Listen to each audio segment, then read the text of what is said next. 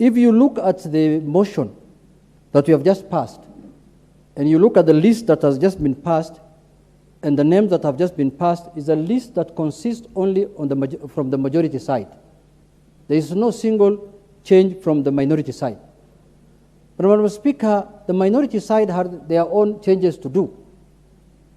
And we were not punishing anyone. We wanted to reorganize our committees so that they can become more effective. Because if you want to punish anyone, you will de-whip him. And the whipping is done under Article 174, Standing Order 174.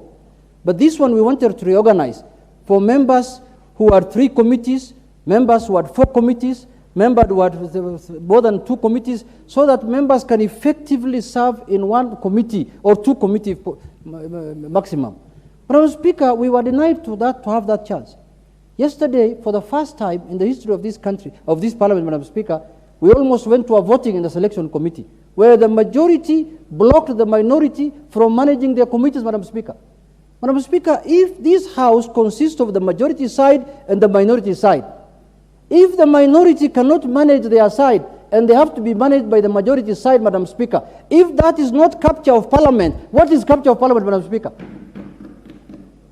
If we have the office of the whip and my leader here is the minority leader, cannot do any effective changes like what's happening now in the Senate, Madam Speaker, why are we in office? Why is Parliament facilitating us? Why don't we close those offices and then we give the keys to the majority leader and the clerk? They can run the Parliament the way than the Speaker, Madam Speaker, especially the majority leader who is the chairman of that committee. Madam Speaker, what has happened yesterday will remain in the history of this Parliament and will be remembered as the worst day a committee of parliament made a decision in this country, Madam Speaker. Madam Speaker, what do we do with those committees now? There are members who are coming to our offices every day who have 1 committee, and there are members who have 3 committees. So we wanted to rationalize, and the majority now wants to run the minority side. How are we going to allow that to happen, Madam Speaker? That is a declaration of war in this House, Madam Speaker. And Madam Speaker, if that matter is not arrested by the leadership of this House, the consequences will be dire. So, Madam Speaker, I want to urge the majority leader, now that he is the chairman of the selection committee, he is the majority leader, to show leadership so that this House can run in the manner that is envisaged in the standing orders and the Constitution, where we have the majority side and we have the minority side. And people have joined those coalitions by choice. Nobody was forced. So if you want to get your committee from the majority side, go and join the majority side and get your committee. The committees were shared in accordance with the proportional representation of members in this House, Madam Speaker. Members went out on August 28th, campaigned, and they were elected from their constituencies to come and represent their people. So, Madam Speaker, as minority side, I want to register here that our rights as minority guaranteed under standing order have been trampled on yesterday, Madam Speaker, and the way we are supposed to run the minority side cannot be dictated by the majority side. That's for a fact. Neither can we dictate how the majority side should be run by the majority leadership. So, Madam Speaker, our proposal for rationalizing our sides of the committee was yesterday rejected through voting. We don't want to, we have a serious crisis outside Parliament. If the members wish, we bring that crisis also inside here, well and good. We know how to do it best. From 2013 to 2017 to all the time we have been doing it. We know how to do it. We have done freebies here. We have made Uhuru Kenyatta cannot speak in this House one time. We can repeat the same, but we don't want to go that direction. We want to have a direction where we show leadership, and I urge the majority leader to take leadership and make sure our committees are brought here without any fail, and majority should not have a say in how we run our committee. If that demand is not met, I'm issuing here notice that the consequences will be there in 14 days. Well, obviously, honorable members, the first opportunity goes to the majority leader, who is the chair. So the floor is yours, majority leader. Thank you, Honorable Speaker. Honorable Speaker, it is good that the minority whip has raised that very pertinent issue, because committees of this House, including the selections committee that I chair. And it's the only committee that I chair and I sit in other than the House Business Committee, where I attend as a member under the chairmanship of the Speaker. But the selections committee, I chair. And I chaired the meeting yesterday evening from about 5 p.m. to around 7 p.m. And it is true that there was a list that came from the minority, which members felt, first, it was not part of the circulated agenda for the meeting, because the agenda circulated, I think, from the 27th of this month, had two agendas, which was approval of the membership to the two sessional committees, the Powers and Privileges Committee and the Members' Welfare Committee, and placement of the two new members, the Honorable Shege and the Honorable Major Deko. And when the leader of minority introduced the list of changes under AOB, we had a spirited engagement for close to an hour on whether first we should admit it such substantive business as AOB. And eventually we agreed by consensus that we should admit that business under AOB. Therefore, it is not true that the majority in any way stopped that business from being transacted. We did discuss the list, including myself and the Honorable Leader of Minority first reading out the list of the members being moved from what committee to what committee. And members had varied opinion to an extent where one of the members, and I'm glad the Honorable KJ is in the House, because he's the one who moved the motion that we take a vote. Because where you don't agree on anything by consensus, then the vote decides.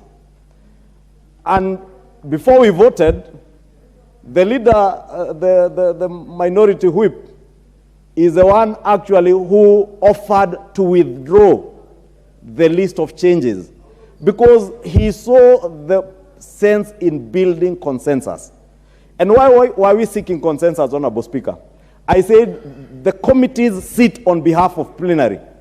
We could come and sit, the 349 of us, and place members in committees. But you know that would be a marketplace and it cannot work.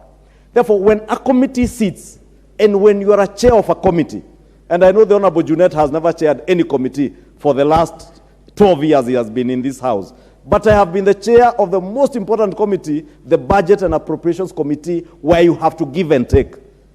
I have told the Honorable Junet and the Honorable Pio and I believe in consensus building. I believe in people engaging and arriving at fair engagement and fair results. And therefore, I want to treat a member of the minority party from whichever party, whether you're in Jubilee, whether you're in ODM, whether you're in Wiper, as a member of parliament.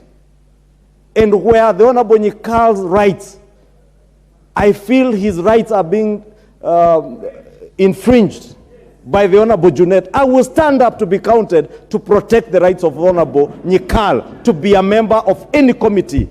Therefore, Honorable Speaker, I did implore from last week on the minority that other than doing changes in a very sectarian manner and in a very underhand manner by sneaking in at least the last minute through the clerk's office, let us engage as we did when we were forming these committees. Let us have changes from the majority. Because even the majority may desire to, and we desire to make changes. These members in the majority, on the majority side will tell you there are some who want to sit in other committees. There are members who are appointed to some committees. They have never attended a single meeting.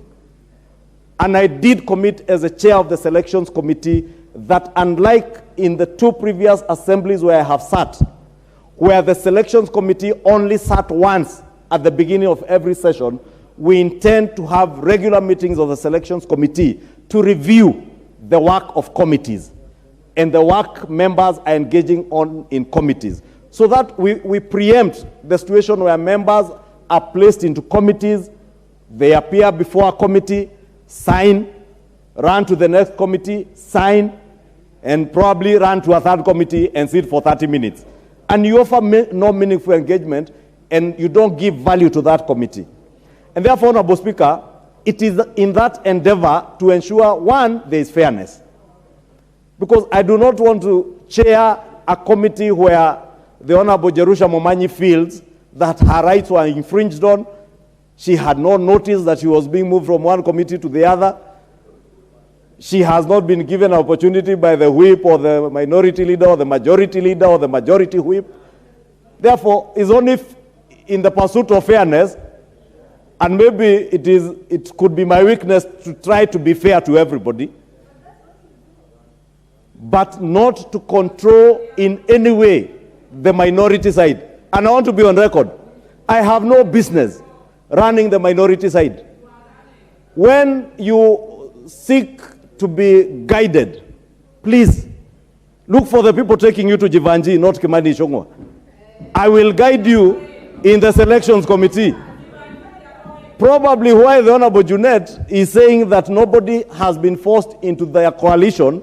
And indeed, you remember even last year, before elections, we were inviting people to the coalition of the willing, the Kenya Kwanza coalition. There is no secret that the Azimio coalition party was not a coalition of the willing. It was a coalition of coercion and intimidation by the handshake brothers. We are not in the last regime, Honorable Junet, where anybody within the majority will seek to run the minority side. I want to ask you, the Honorable Junet, the minority leadership, take charge of the political parties under your coalition. I have no business managing the political parties on your coalition. But those on the Kenya Kwanza coalition can rest assured they will enjoy fairness. They will have equal opportunity to enjoy their rights and privileges as members of parliament. And there will be no animal that will be more equal than the other, as the case is in Azimio, where the Honorable Junet sits and decides who will sit in a committee by himself without engaging and without consultation with members of his coalition. Therefore, it is actually in bad faith, Honorable Speaker, for the Honorable Junet to be raising this issue, knowing we had engaged with him one-on-one. Madam Speaker, Madam Speaker, honorable members, I'll give two opportunities. One on my left to the Honorable Junet, because he has been mentioned, and on this side I'll give the Honorable John Waweru. Madam Speaker, Madam Speaker,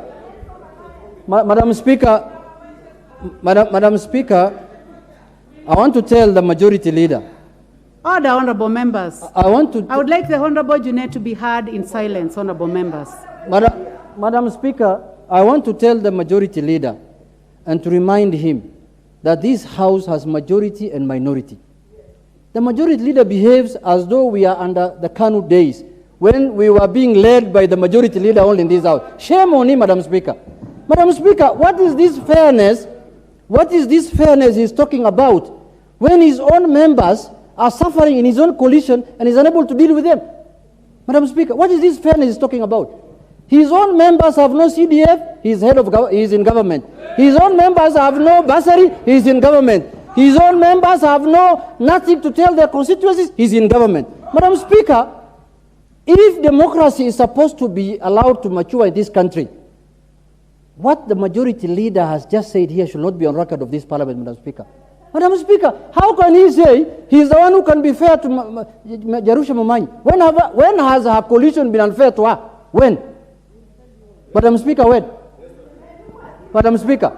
And Madam Speaker, people like now, what is her name? Mheshimiwa Korere is saying, will tell you, if she wants to join another coalition, nobody's holding her back. She can go tomorrow morning. But if you are in our coalition, you must adhere to the rules and regulations of this coalition, Madam Speaker. And this parliament is going to generate to chaos now, the way I'm seeing. Madam Speaker, we will not allow. You have made your point, Honorable Junet.